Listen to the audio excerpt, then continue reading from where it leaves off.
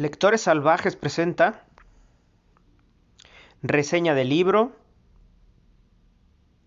El viaje inútil de la escritora y actriz argentina transgénero Camila Sosa Villada, por Omar Estampit, para Opinología Indeseable, Feria Internacional del Libro de Guadalajara.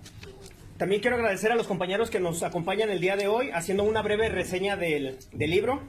La compañera Karen Isabel Juárez Rodríguez, la compañera Marta Dueñas, Mario Díaz Ruelas y un servidor, Omar Velasco.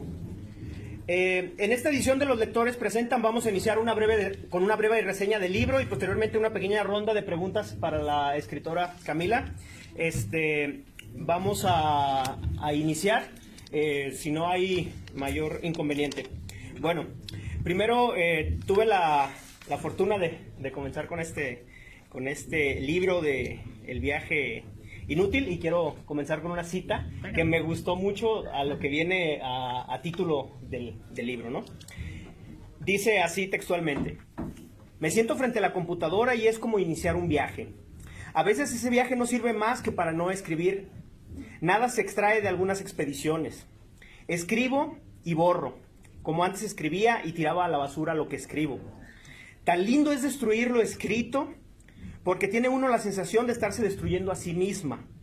Yo le digo un viaje inútil, lo que está en la cabeza y no puede ser escrito.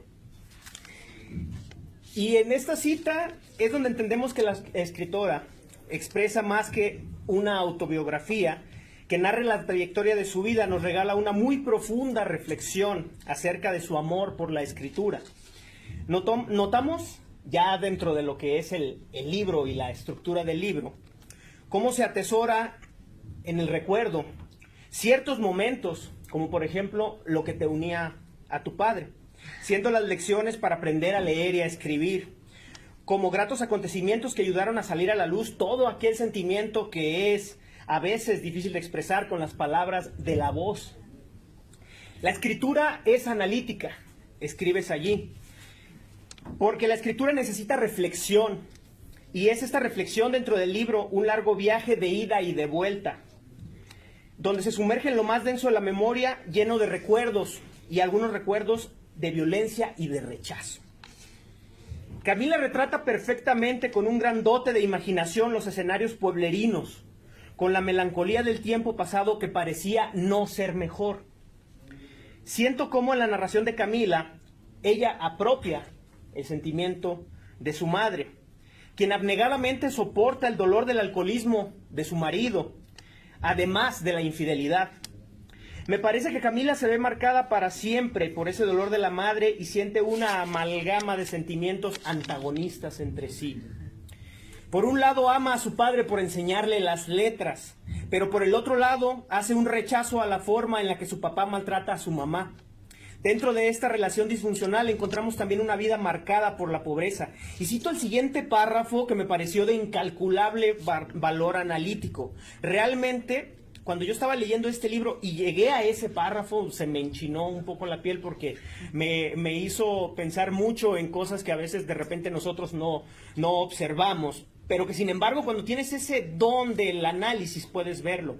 Y dice así: los paisajes del campo donde comprendí que existía la tristeza, el momento en que tomé la tristeza de mi mamá y la volví mía, ese momento en que siendo muy niño decidí dolerme por la tristeza de mi mamá, también para decir la lucha de mi familia en contra de la pobreza. Una pelea que nos devastó y nos enfermó de rencores y desamor e indiferencia contra todos. Todos contra todos. Estaba ahí la necesidad de llenarnos con algo, de no permitirnos el vacío de la pobreza. Llenando con chucherías las paredes de nuestros cuartos, con estampitas de santos y vírgenes, con cortinas de mal gusto que venían a tapar las paredes descascaradas. Las manchas de crayones sobre la pintura, los ojos de esas paredes pobres que nos miraban. Y ahí es donde de veras se me apretujó un poco el corazón, porque cuántas veces nosotros, al menos yo que me ha tocado vivir en ese tipo de situaciones, no ves todo eso, esa forma de llenar esos vacíos que quieres ocultar, ¿no?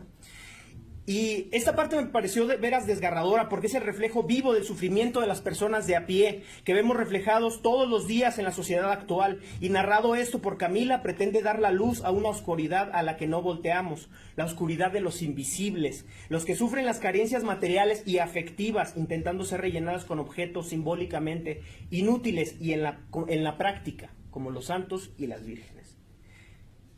Qué terrible debe ser sentirse distinto y solo en un ambiente que de por sí te hace la vida difícil. Un pueblo pequeño, con carencias, y vivir además en una casa hostil, cuando se supone que el hogar es el único lugar seguro que debe tener una persona. En la casa, en nuestra casa se debe de respirar amor, tranquilidad, ser un lugar de descanso. Sin embargo, vivir donde no te sientes aceptado, donde las figuras paternas que deben darte el mejor ejemplo de amor te enseñan a mentir, a negar, a engañar, a rechazar, es una forja durísima.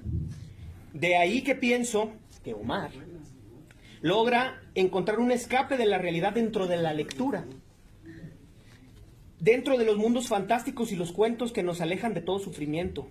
Más tarde, cuando comienzas a escribir, veo que es la forma más aceptable de gritar, sin alarmar a nadie.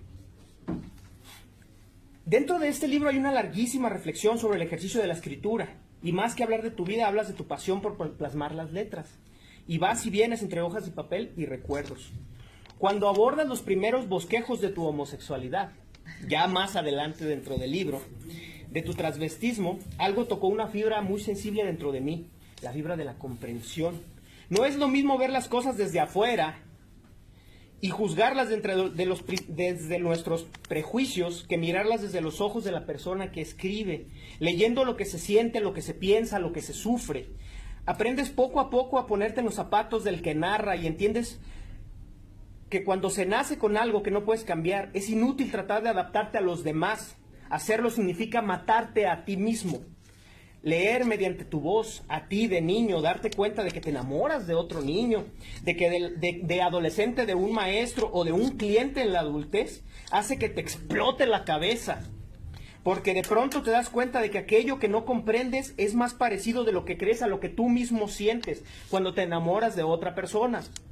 Por eso, este libro es tan importante, porque ayuda a ser una ventana al alma de alguien que sufre de la discriminación. Ese libro me ayudó a cambiar una visión muy importante acerca del punto de vista que tenemos nosotros de las personas con preferencias sexuales distintas a las de nosotros. Soy heterosexual y como tal me es difícil entender el punto de vista de alguien que no lo es. Pero leyendo esto, permitiéndome ponerme en los zapatos de Camila, a través de su lectura recibo una gran dosis de realidad.